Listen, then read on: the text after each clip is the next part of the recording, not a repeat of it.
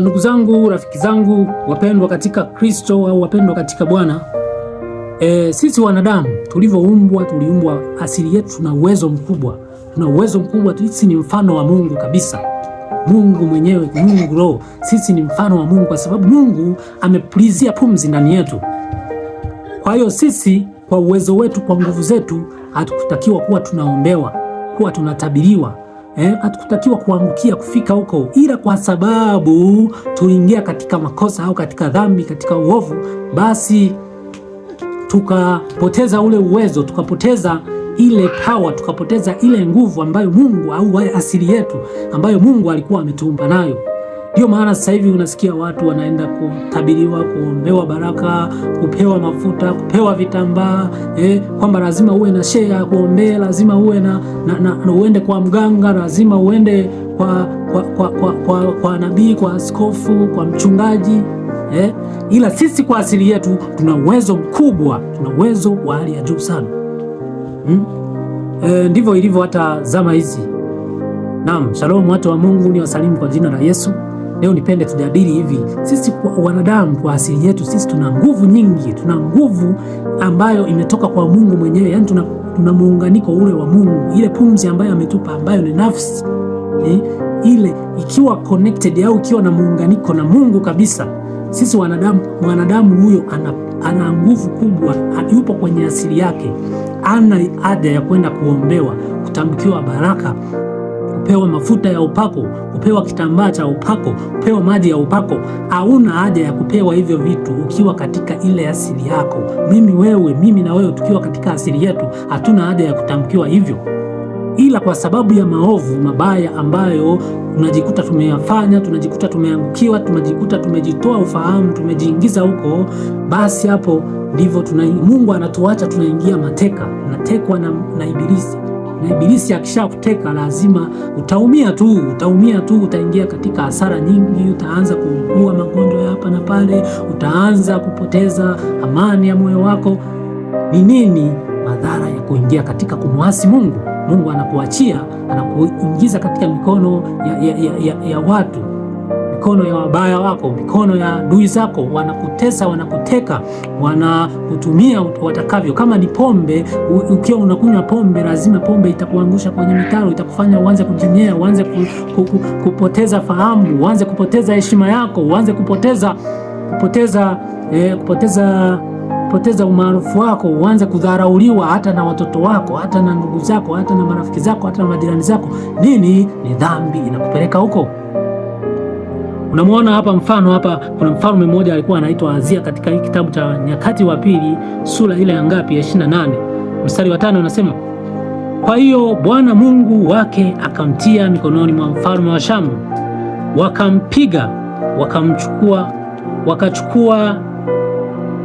wakachukua wa watu wake wafungwa wengi sana, wakawaleta Dameski. Tena akatiwa mkononi mwa mfalme wa Israeli, aliyempiga mapigo makuu, kwa kuwa Peka mwana wa Remalia akawaua katika Yuda siku moja watu 120,000.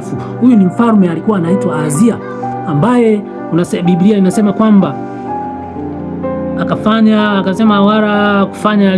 anasema Azia alikuwa na umri wa miaka 20 alipoanza kutawala. Akatawala katika Yerusalemu miaka 6, wala hakufanya yaliyoadili machoni pa Bwana kama Daudi baba yake, bali akaziendea njia za wafalme wa Israeli, akazifanyisia mabaali sanamu za kusubu. Tena akafukizia uvumba katika bonde. Unaona hichi alichokifanya, hakufanya yaliyoadili machoni pa Bwana. Bwana akamweka katika mikono ya watesi wake. Na ndivyo ilivyo na sisi. Kumbe pale tunapomwasi Bwana, tunapokengeuka, tunapoanguka, tunapomwacha Bwana na kuziacha amri zake, sheria zake, kanuni zake, tukaangukia katika mabaya, ndipo anatuachilia, tunaingia katika mikono ya mwovu. Ukiwa katika mikono ya mwovu ndipo utatekwa, utaanza kuuawa, utaanza kupigwa, utaanza kuumia. Kama ni magonjwa yataanza kukupiga, kama ni hasara utaanza kuzipata za kutosha. Nini? Umeingia katika maovu, umeacha adili za Mungu, umeacha hukumu za Mungu, umeacha sheria za Mungu. Nimeacha sheria za Mungu, nimeacha hukumu za Mungu, nimeingia katika mabaya. Ndipo na mimi Mungu ananiachilia nitekwe na watu wabaya kama huyu mfalme Ahazia alivyofanya. Utaangalia na wafalme wengi walipokuwa wanafanya mabaya, Mungu anawaachilia, anawaachilia, anawatupa katika mikono ya waovu. Kwa hiyo ndugu zangu, tufanya nini? Chagua kuishi maisha ya adili, maisha mema, maisha ya wema. Unaona wafalme, mfano Hezekia, unaona akafanya yaliyo mema machoni pa Bwana. Hezekia alikuwa na umri wa miaka 20. Nyakati wa pili 29 alikuwa na umri wa miaka 25 alipoanza kutawala. Akatawala katika Yerusalemu miaka 29. Jina la mamaye aliitwa Abia binti Zekaria. Akafanya yaliyo adili machoni pa Bwana, sawasawa na yote aliyoyafanya nani? Daudi. Unaona, kumbe Mungu ukitenda mema utaishi vizuri. Ndio maana Isaya katika ile sura ya 1 anasema kwamba mkitenda mema au mkimrudia Bwana na kuishi maisha anayotaka muishi, mtakula mema ya nchi.